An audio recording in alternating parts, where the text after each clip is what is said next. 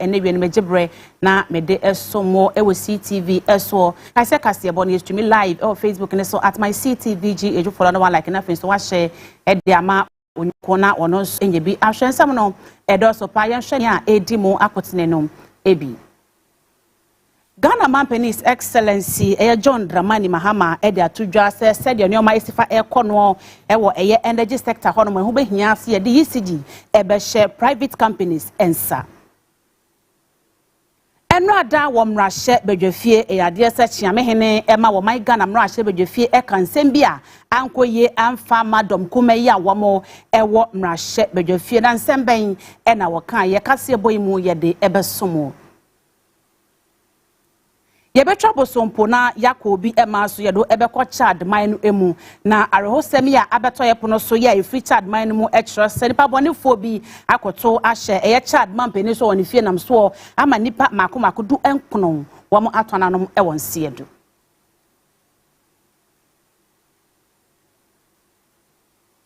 ensem wey afrobi so eka ho ena mede esomo se ewia premto bre kase bo manye no akin eni medin emamo aha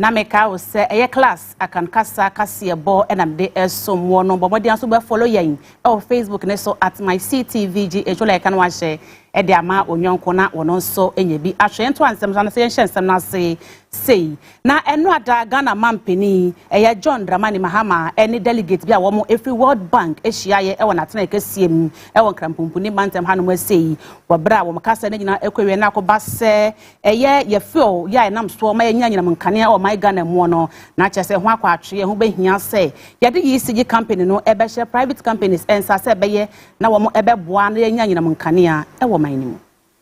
It was meant to improve and make Ghana the most efficient producer of electricity in Africa and become a major hub for electricity exports. Unfortunately, democracy has its dividends, but it also sometimes can be a curse. We left government and a new government took over the Millennium Challenge Compact, mixed up the last segment of it, which was providing efficiency in distribution, billing, metering, and all that. And of course, PBS is history now. But we want to take a look at that again, because if we don't fix the electricity company of Ghana, we will continue to have a major problem with our whole power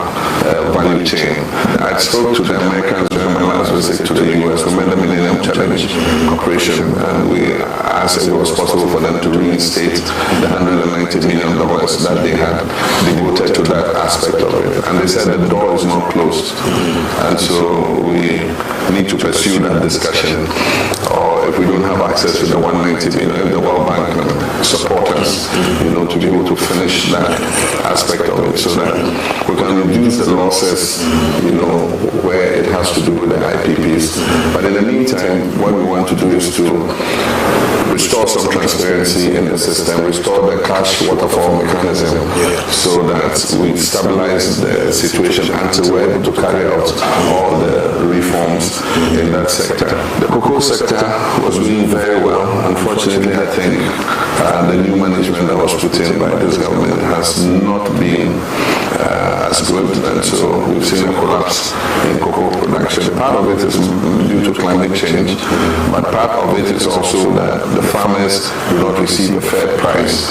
for their product, because if the farmers receive a fair price and they have a good income flow from cocoa, they're not going to sell their cocoa farm to somebody to come and cut down the trees and explore for gold. Ko my Ghana mrahye bedwafie na nrada wo my Ghana mrahye bedwafie no eyade se chiamehene ema wo my Ghana mrahye bedwafie Right Honorable Aban Sumana Kingsford Bagwin wakansem bi ya wo kire se dom kuma ya wo mrahye bedwafie na chese wo mo eye micro minority na nsem we ankoye amfa ma dom kuma ba no dani Alexander Afenyo Makin Right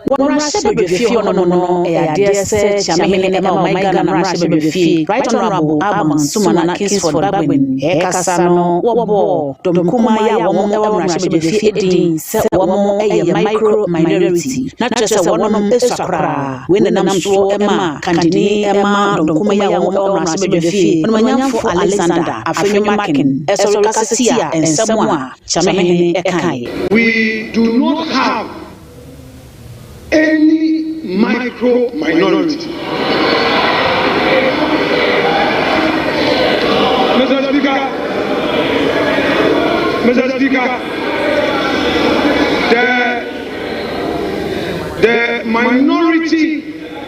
the minority caucus hereby protests.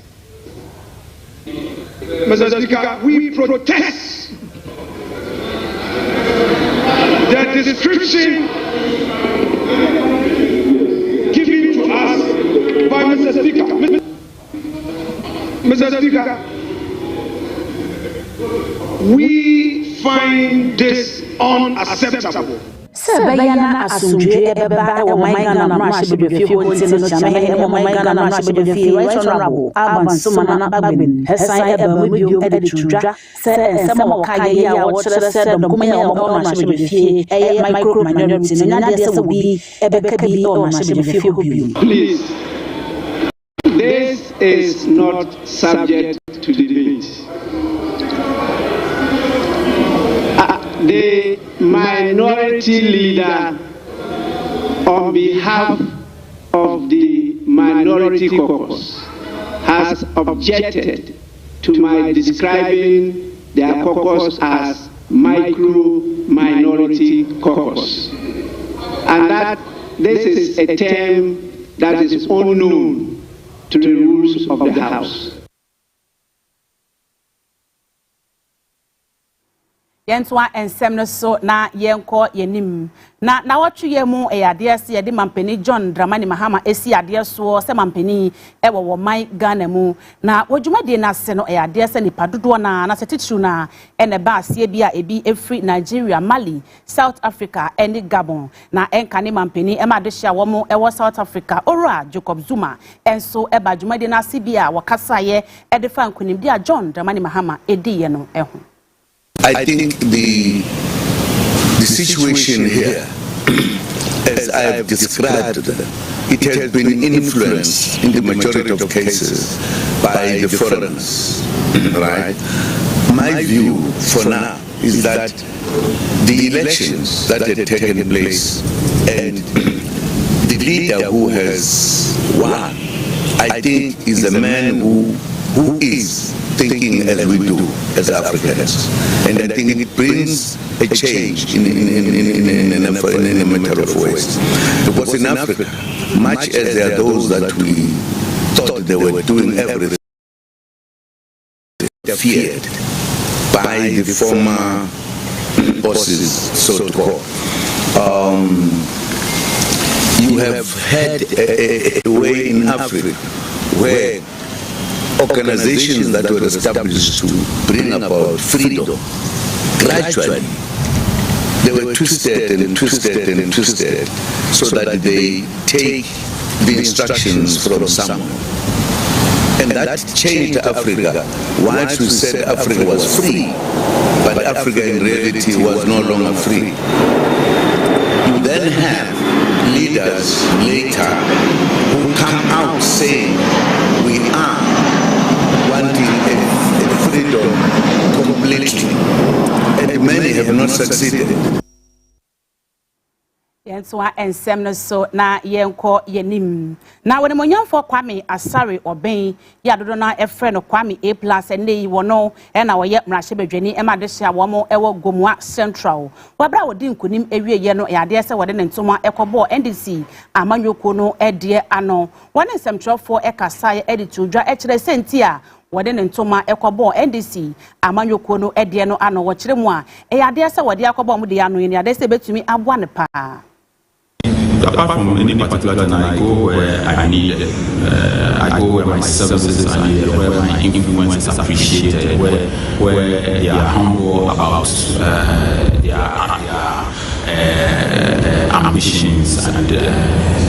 they know exactly what they are looking for, where they have a long-term plan, not people who are content with what they just got, and so they think that they are satisfied with the NDC, irrespective of the numbers that they have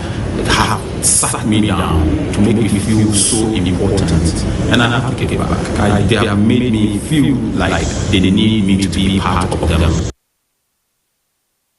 Yetwa ensem no so na yenko yenimu yenko eye achim suadro ye no ewo epoye mantem na wotetena ni ema NDC amanyoko no wachim suadro empeso no so na epoye mantem eye Owura Daniel Amoaminta na wode atudwa ye a wo kire se NDC aban abetra konwa no so no e ade se bebo awo mo pa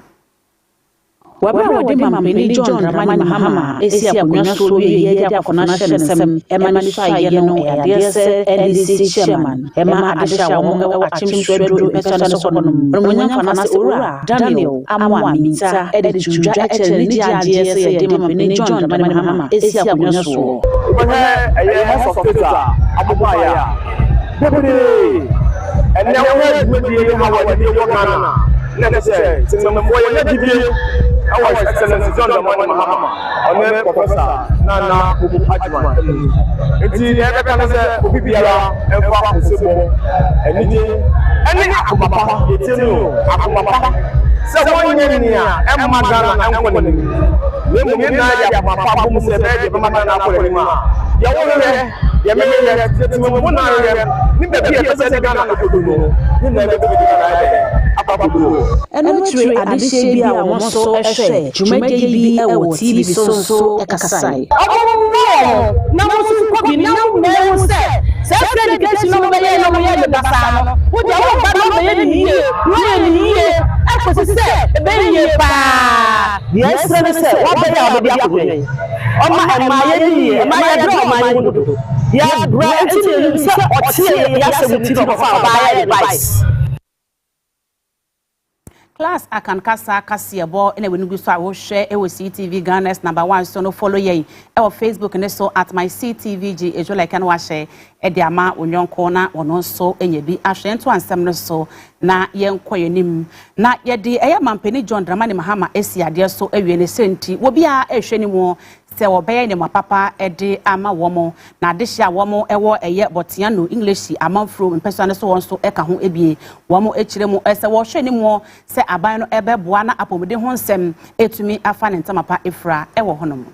Amade boy etre mu a abudi ho nsem aye boachi bidin e de amade hia wo ewo botiano English amanfro epesiana no so no o kire se kobaso bi ho edo no a jese wo twa kwantentene e de ko bi France na wo enya ahwe afi se ba no mo hia nsem so a eno so aye bia ho yesa na se woni su kwadan po a adesafo e betre mo e de sua de ne senti wo hwe ni mo sa ba fro abai e betumi abwa wo e wo sa kwan so really appreciated. And then addition of better facilities and then more equipment in order to cater for the increasing populace of the community. These are the things that we are looking to see: a facelift in the polyclinic, and then the better facilities that will cater the kidney, the heart needs, all of these things, so that it will prevent our people or the members of our community from traveling all the way to the heart of the city just to have their healthcare needs catered for. Botiano English amanfro empesona so no ewo egranambu ni mantemo na efri afimpi nu enidu minunim bebemo ne enya de se mrahye bebeni bi atena so empemi nu emfa ho se we NDC anase NPP. This man from MPP MPW the same young team at the community center. Omo NPP yes nka abayi na bega atnaso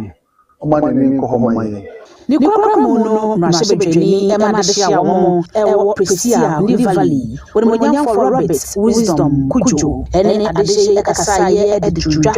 NDC aban ayekrado te obeye omanfo akomaso ade na ede amawo woni senti wonya gidie ewo NDC aban mu. We made a number of promises about these taxes that we are going to at least remove or reduce. See, so now that we have the numbers, I think our first priority is to make sure that we remove these taxes, at least to lessen the burden of the average Ghanaian and also businessmen and what have you. So everything is set. As I can kasi ebo ene we so awo hwe e CTV Ghana's #1 so no follow ye Facebook and so at my CTVG e like kan wa share e de ama obi na wono so enya bi ahwe ento ansem no so e wo ensem foforo emu na penimpa ene kofar by Emma Benedict Tender Heart Foundation abeto dwase wapa on the foundation ho entoma se beye na wode ebeboa wona woni bie ene mobrofo Quarter by any Emma Tender Heart Foundation, Madam Benedict Afi, Brown and Shop for Ekasayan, what did you drive to the Sentia, what say a cool and answer foundation? Miwaha, in 6 countries, Miwaha, the semi me was sick, I mean, Sicana, big Mamasika, and Tamasika, dear, you are me already. Now, this is the Number 1. Foundation of any Nigeria,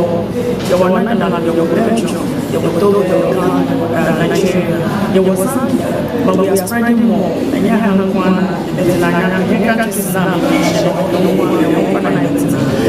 yeah, this who said so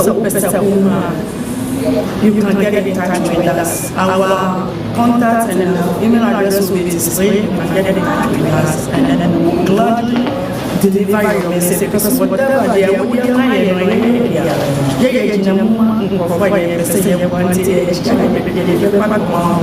and to addition, Yawon Eba Jumadina Sibinso, editor Jana Sewashe, founder and president Emma Foundation, Good to support them. You can't see them like that, wasting their destiny away. But you see them, you help them, give food. God will be praying for you and will bless you. So it's good to help the needs. That is what we're doing now.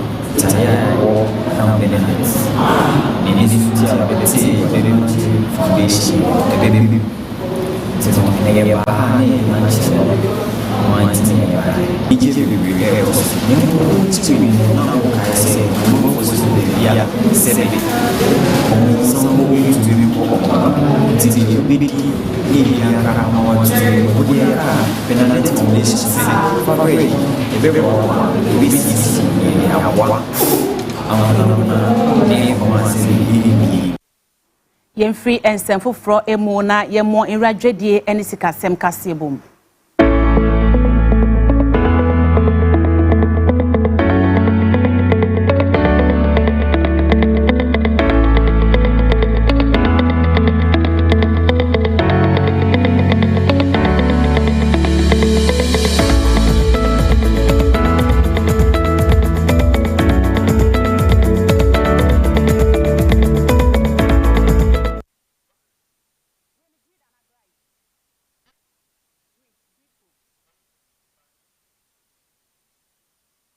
Ebisa for Yemo in Rajedi, and Sikasem Kasiebo Emwe. And Rada Wakasiebo Kroya so ya de besomo, say Gridco for Ediaba. Ya watch there's a few and as a fun when I'm so Emma yetumi enya inyina monkane anasa hoɔdene ewo my Ghana mu no aka don hwere mako enumetre 5 hours pe na kyese ni nyina asa na se ni nyina esan so de na kyese o my Ghana ye besan so akɔ eye dumsom ene so wo mo eden krata e de abeto emmontene na won krata ni mu no wo kyerɛ se wo my Ghana sadia eye ye power anase ya hoɔnendie no esifa etie no na kyese ye hia sika esom America dollar no eye $90 million anas US dollars ya ye de ebeto eye fango anase fuel na ye de egu eye thermal power plant no emu na ma yetumi enya enyina monkane anase light he wo my Ghana hanom sei wo kire mu a sadia no ma esifa aircon no animanimu ya no sempenifo anhwe ampese sikai na yamfa anto eye fuel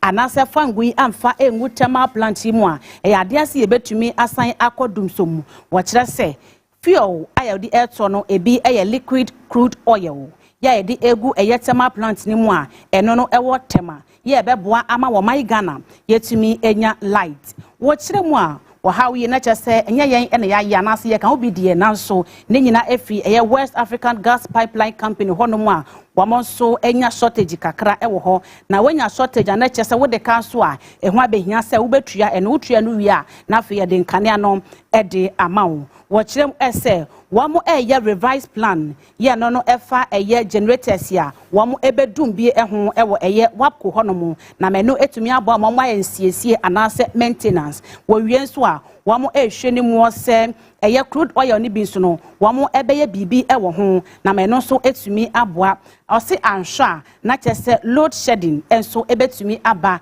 ye no no light no enese bia nungwafo nyina na chese kina no na teshifo so edie edum sa na wo chese anhwa na aye ewo maigan ni senti wo hwe ni mu se enimanimu ya no abai no ebepesika yes some American dollar no $90 million na wetumi ede akoto fuel yi ede egu thermal plant no emu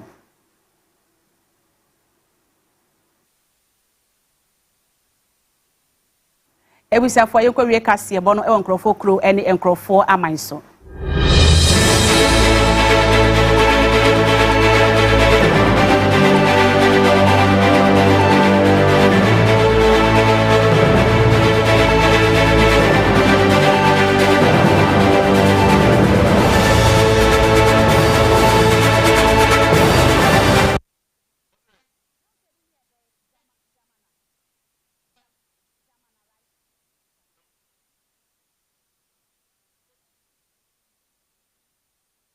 Bisiafo ye ntwabo sompo na yenkwawie kase ebo no ewo nkrofo kro ene nkrofo aman eso yedo ekọ Chad mine emu na arahosem ya abeto ye pono so ya efi Chad mine mo se nipa bonifo bi akoto ahye e Chad mampini eso ewo ne fie anase natena ye kasiem nam so ama nipa mako du enkno 19 ato ananom ewo ensie do wo kire mu a nipa ya wokoye na wo ye nipa mako eduenu enan 24 ena woko atake ya nase wokoto ehye eye mampini no eso ewo ne office ye no ewo eye Germany ewo omukrom ehonom wo kire se wo bra abambofo a wo so ebo eye mampini ho ban ehwe eye edidioma egu akwan mu na kyese nipa obetu ehye omoso no emu 19 atwa nananom ewo ensiado wo kire mu a wabra etototo no ekoso no eyade se obamboni baako a na wo bo mampeni ho ban no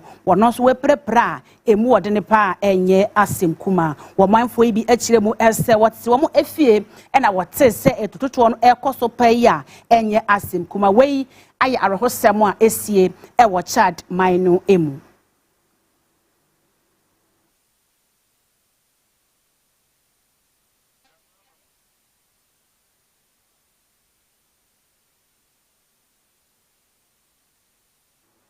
Ebusafo kase ebo no esi na ansa na mesore so no yenhwe ne a edi mu akotene no ebi Ghana Mampeni's Excellency na Ghana Mampeni John Dramani Mahama edi atudwa se said onyoma esifa eko ewo eye power system ni mu no ho behia se ye de ECG no ebe hye private companies ensa Chiamehene ema wo my Ghana mra hyebedwefie ekansem bi edefa eye domkuma ya wo ewo mra hyebedwefie ho nansem yi ankoye amfa ma domkuma ba no deni eye woni monyamfo Alexander Afenyo Makin Yetwa bosompo eko obi ema so yedo eko Chad mine no emu na arehosem ya esiye e honom ekire se nipa bonifo bi ekotu ehye eye Chad mampeni eso ewo ne fie nam so ama nipa mako du enkron ato ananom ewo ensie do